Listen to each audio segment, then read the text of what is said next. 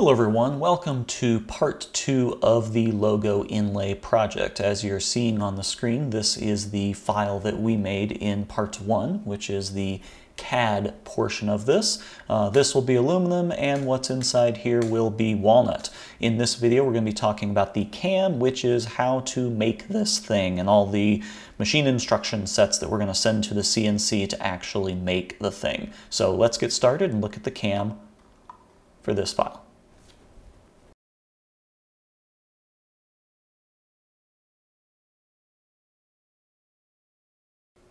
So if we look at this file, you can see that there's a lot of suppressed features over here. I went ahead and did all of this ahead of time just so the video would go a little bit smoother.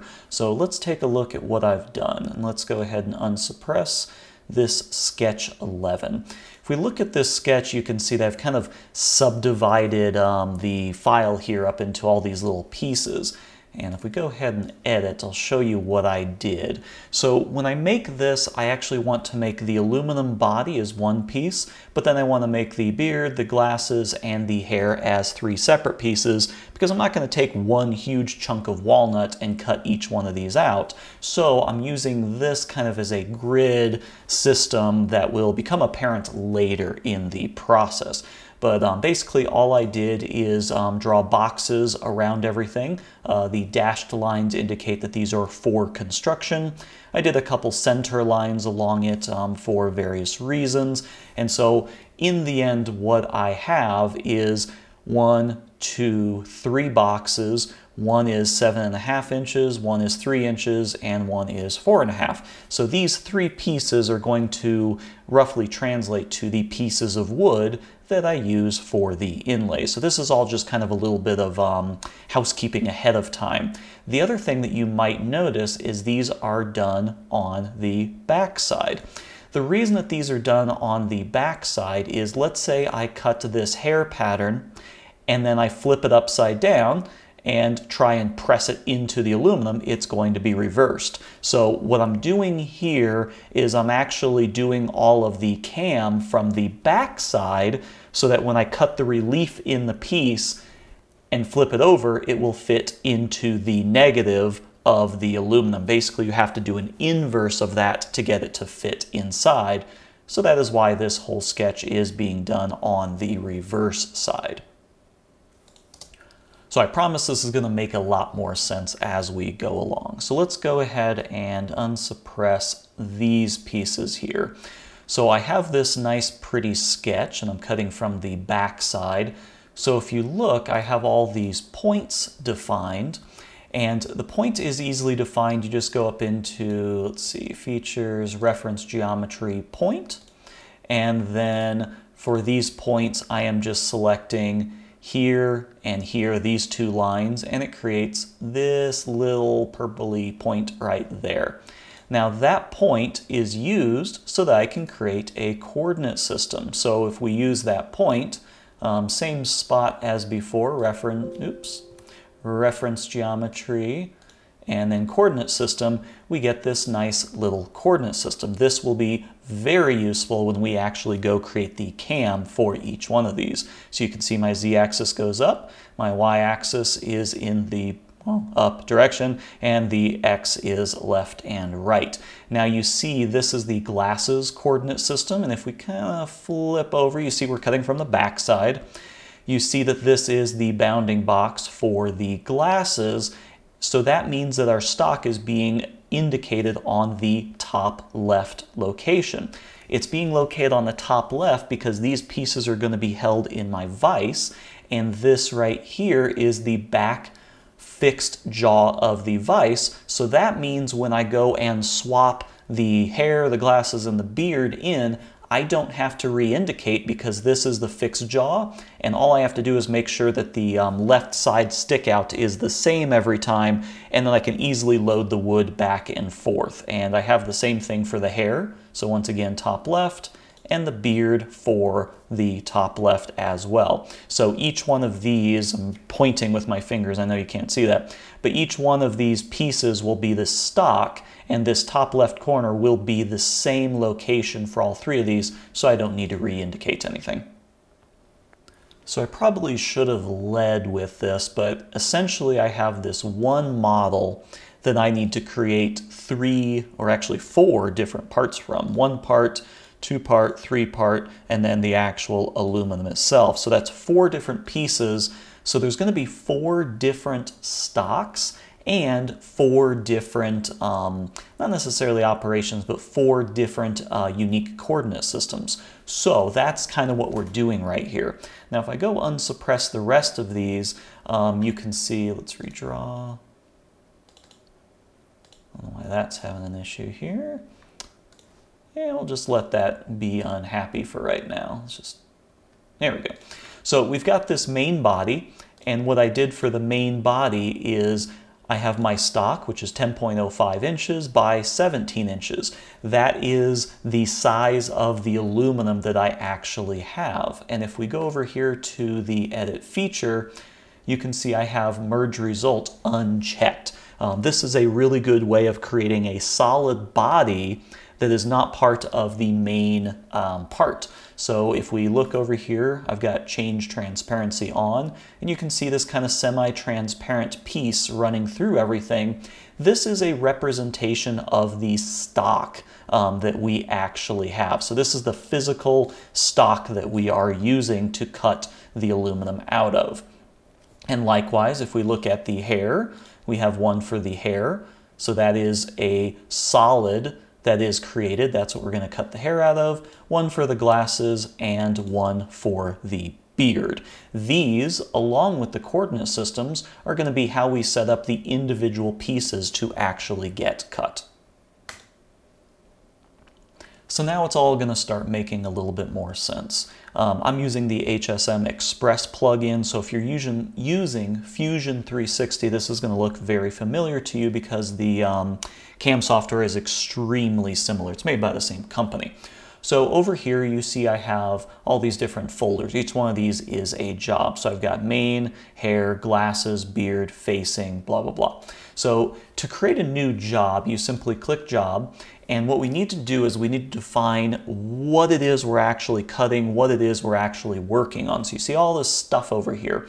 So if we select from the stock, if we say from a solid, we can actually go and define that from these bodies that we created. So let's say we want to cut the hair, or actually let's say we want to do the glasses. We can actually select the glasses body.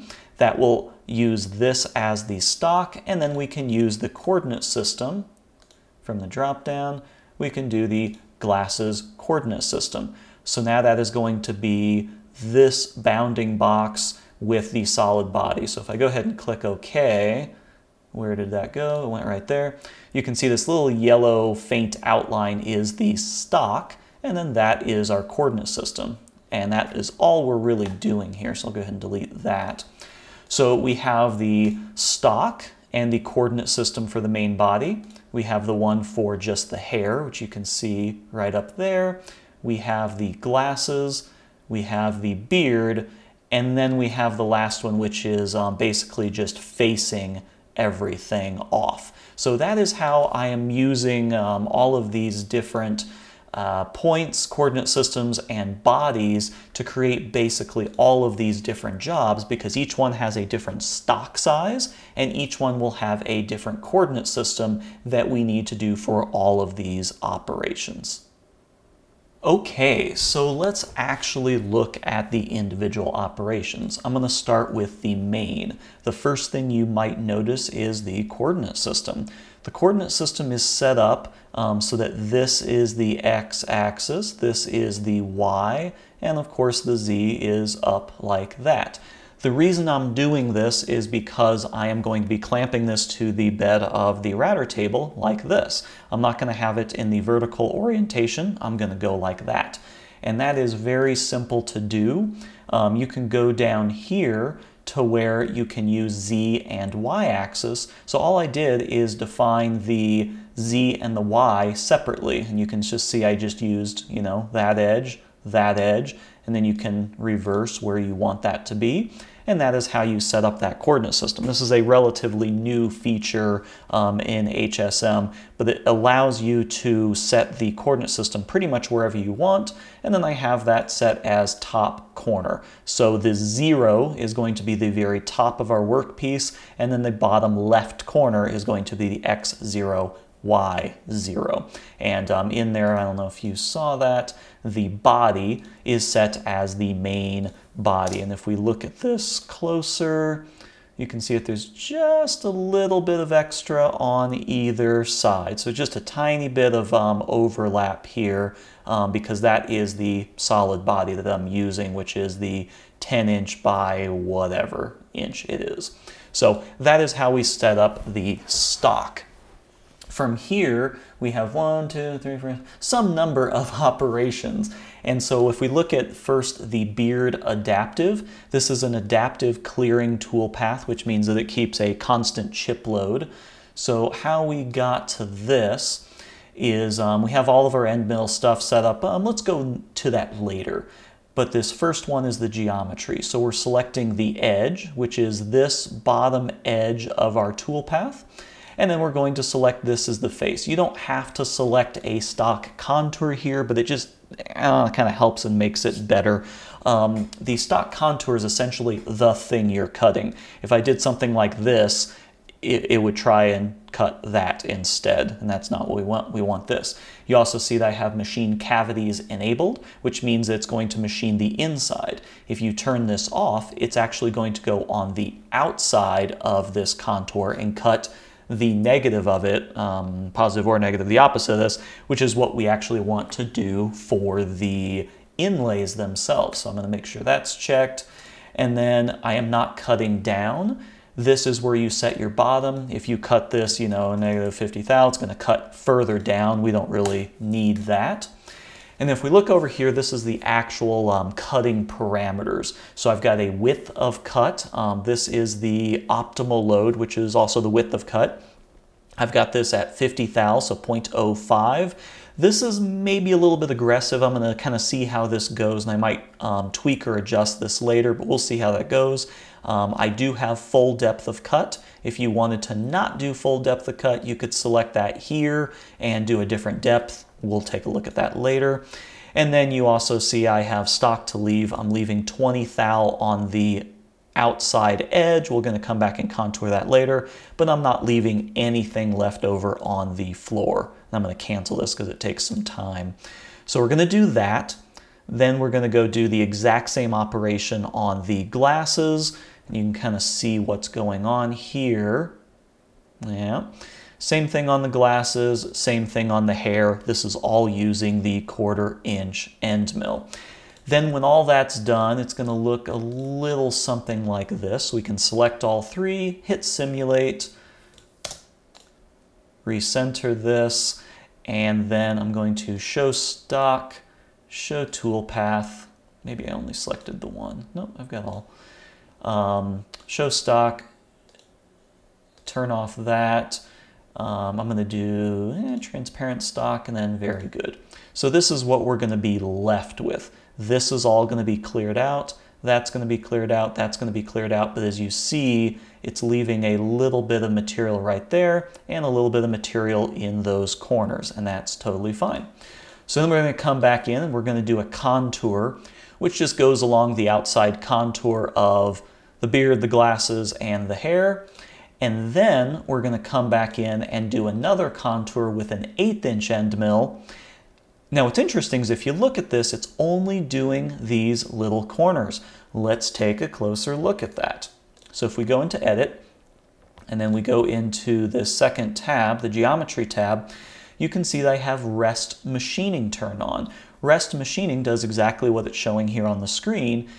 It has the same tool paths here selected, but it's only going to cut where a 1/4 inch end mill left over. So we were using a 1/4 inch end mill before. It's going to go in and only cut these little sections where the 1/4 inch couldn't get quite into. So right there, these corners of the glasses, and right there. And you don't need to define any of this, it will figure that out for you. So if we select boom, boom, boom, boom, boom, and then we do simulate, show stock, take off toolpath, show transparent, very good. We should be able to see all of this is now removed. So we're going to be left with pretty much the whole inside cut. And this is going to take about 23 minutes to do. Okay, so now the inside is all cut out. Let's go to the outside. Since this is going to be in the exact same location, we have the same setup or the same job for this. And the outside is pretty similar. The only difference here is that we have machine cavities turned off. We have the full outside contour selected. And so because machine cavities is turned off, it's going to cut outside of that. So that is all good. And if we go over here to the, passes, we can see that I'm doing a little bit less aggressive 0.035. There's no real good reason for that. And then I also have multiple depths turned on. I have multiple depths and even step downs, and so that means this is going to do it in 0.3 step downs or whatever even divisible of that is going to end up being. So if I click OK, you can see it's going to do 1, 2, 3 total passes. I should also mention that under the heights, I have it cut down 25 thou of an inch. This means, if we look at the side, the end to middle is actually going to go slightly below the model itself, and that is just to ensure that I go down past the model and I'm not left with like any little aluminum foil edges on the outside of that. So I'm going to do this whole outside contour. That's what all that looks like, or outside adaptive. And then we're just going to come back in with a single contour that's a lot slower and just clean up the outside. So pretty simple. This is going to take some time. I think the two of these together. So that's what the cut is going to look like. And that is going to take about 32 minutes, just about the sheer amount of material. I could go back in and increase the width of cut here in the adaptive, and that will take a lot less time, but it's basically the fact that I'm doing 3 separate passes is the reason why. It's just a lot of material, and this is 3/4 of an inch. Using an 1/8 inch end mill or 1/4 inch end mill, it's just going to take some time to get rid of all that material. Okay, so now that we have the aluminum piece all done, we can kind of set that off to the side and start working on the inlays, which is the hair, the glasses, and the beard. So let's take a closer look at those. I've already kind of talked about the coordinate system and all that. It's you know, pretty much just like that. So this will be a piece of wood that sets inside the vise, and I'll indicate off that top corner. Nice and simple. And we're cutting everything from the back side so that when I cut the relief out from the back, it will slide into it cleanly from the front. Nice and simple. So if I look into each one of these, I have an adaptive, I have a 1/4 inch contour, and then I have an 1/8 inch. The best way to see these is in the simulation because I'm cutting them through the back side, as you can see. So I'll turn on transparent stock, very good, and then toolpath. So this will kind of give you an idea of what's going on. So we're going to come in, we're going to do the adaptive clearing, which is going to basically reveal the primary shape. And then it's going to speed up a little bit. And then we're going to do a contour and then a final pass with the 1/8 inch end mill. Now in the aluminum, if you remember, we just did the 1/8 inch just in the little corners where we need to clean it up. Whereas on the wood pieces, I'm actually doing the full contour all the way around. Now the reason I'm doing that is for fitment. So I do not have rest machining on. I am selecting the full edge contour, but I am doing a little bit of negative stock to leave. Stock to leave basically leaves some stock. You've got it in the Z direction, which is the floor or the base of the part. And then you have the wall stock to leave, which is the kind of width of it. If you do a negative stock to leave, it actually cuts into the part a little bit, making the overall part, let's just say, smaller. This is to adjust for the fitment into the aluminum. If I have this set to 0, just because of tool deflection and everything else, they're not going to fit together. They're going to fit together, but it's going to take a lot of effort. But if I do a negative 2.5 thousandths of an inch, it is a little bit smaller, and that will give me a very nice snug fit. And this is just kind of from a little bit of experience of fitting wood into aluminum. Is that what that is for? So the last pass on all of these is an 1/8 inch trim, which basically comes through, does a full contour with the 1/8 inch end mill, cleans up the little edges, but also makes it so that everything fits together cleanly. So there's two things left to talk about. We've got the facing, and then I'm going to talk about some speeds and feeds, just kind of very quickly. The facing really doesn't matter too much. I've got it set up like this. The coordinate system really isn't terribly important. I'm honestly not sure how I'm going to face this at the end. I'll just have to figure that out. I'm worried about the fitment first, and then I can figure out how to face it. But generally speaking, we're doing this facing operation. And then I'm using my 20 millimeter Datron end mill. We're going to do about a 3/8 of an inch step over. And then we're going to extend the passes out a little bit. So you see I have a 3/8 on the pass extension stock offset, and then about 1/8 of an inch on the pass extension. This is just to make sure that the end mill fully clears off of the edge before it comes back. So basically what's going to happen is I'm going to make the aluminum piece. I'm going to make all the wood inserts for it. They're going to be kind of sticking out off of it because they're still going to have the backer attached to it. They're just going to be kind of protrusions coming out. And then I'm going to go and just face everything down all as one piece. You see here it's on the back side. It doesn't really matter. I mean, it just matters how I mount the piece down. But the facing operation is going to be the last thing, and it's basically going to wipe over everything and then reveal the inlay once I clear everything off. So the final thing I want to talk about in this video is the feeds and speeds. The feeds and speeds on the aluminum and the wood are very obviously different, even though I'm going to be using pretty much the same end mills. So let's first look at the aluminum. For the adaptive paths, I'm going to be going about 18,000 RPM, a cutting feed rate of about 100 inches per minute, and then the lead in, lead out, plunge and ramps are all going to be about 50. I do actually plan on increasing this just using the feed rate override. I've found that I can do pretty much almost close to double this if I'm using the fog buster with alcohol in it. But I always kind of like starting at the 100 inches per minute just because it's a good base level to start from. But this will most likely be increased. Now keep in mind this is going to be full depth of cut with about a 50 thou width of cut or step over, and I'm leaving 20 thou on the end of that. So that's what the adaptive passes are. The contours are, I think, pretty much the same thing. Let's go see. Oh yeah, 24 thou. I'm going a little faster and a little faster there just because I'm taking off very little material. It's only going to be about 20 thou width of cut. So I'm just going a little bit higher RPM.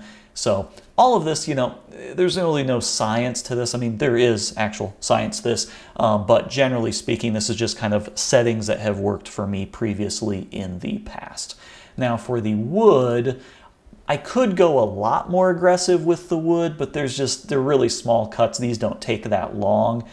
So with the wood, I am maxing out the spindle at 24,000 RPM, cutting at about 150 inches per minute, 100 for everything else, just kind of randomly. For the width of cut, I am doing a full 0.1 inch width of cut.